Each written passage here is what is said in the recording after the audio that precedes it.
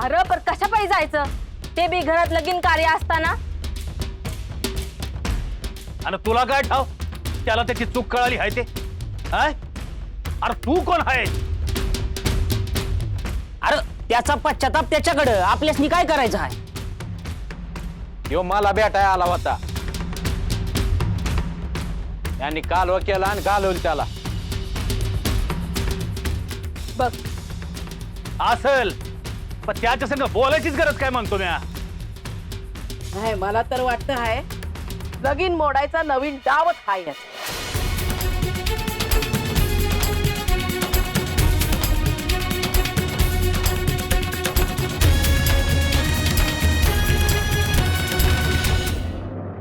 काय चाललं म्हणायचं हे? हो मला तर वाटतं ते देवप्पा बाळूच्या पाया पडत जाईन आता रोज, जसं देवी आईच्या पडतो ना तसा. इंद्री, एवढे वैर होते असे अचानक कसे संपले? मला पण तेच समजत नाही.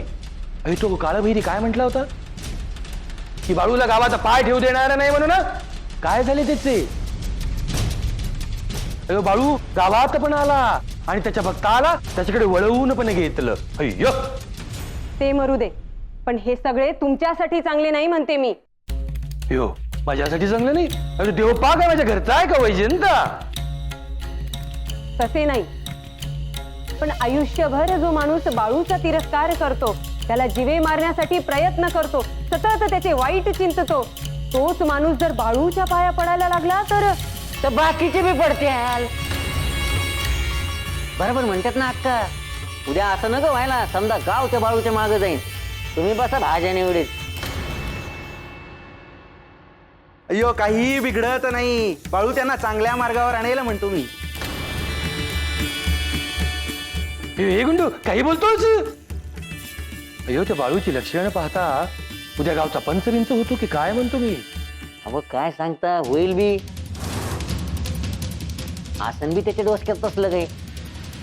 तो नाही का माग तुम्हाला म्हणलं होता, अ पण गाव कसं चालवायचं हाय ते मी आज तुला शिकितो. कधी बोलला होता रे ते?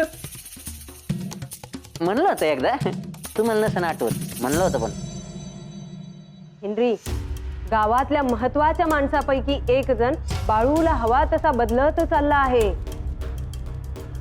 आत्ताच काहीतरी करायला पाहिजे बघा. अय्यो होय, काहीतरी करायलाच हवं. बाळूला त्रास द्यायचा थांबवायला हवं म्हणतो मी. अरे तात्या निघ. मी आता काहीच करत नाही बा, हे जसं सांगतात तसंच मी करतो. हा मी काय म्हणतो, छोटे मालक आता तुम्हीच समजा कारभार हातात घ्या. त्याच्याने काही होईल असं वाटत नाही.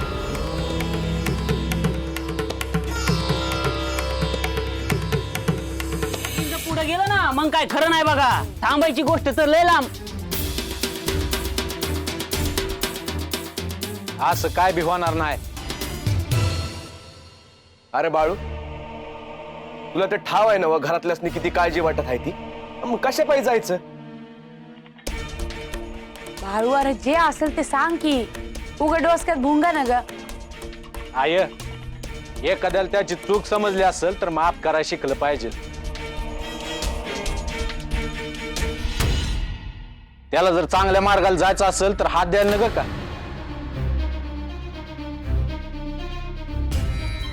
आणि ह्यामुळे जर तो पांडुरंगाच्या पायी लागला भलच होईल त्याच.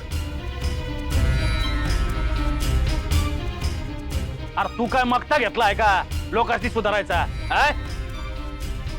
ज्याचं त्याचं कर्म हाय बा.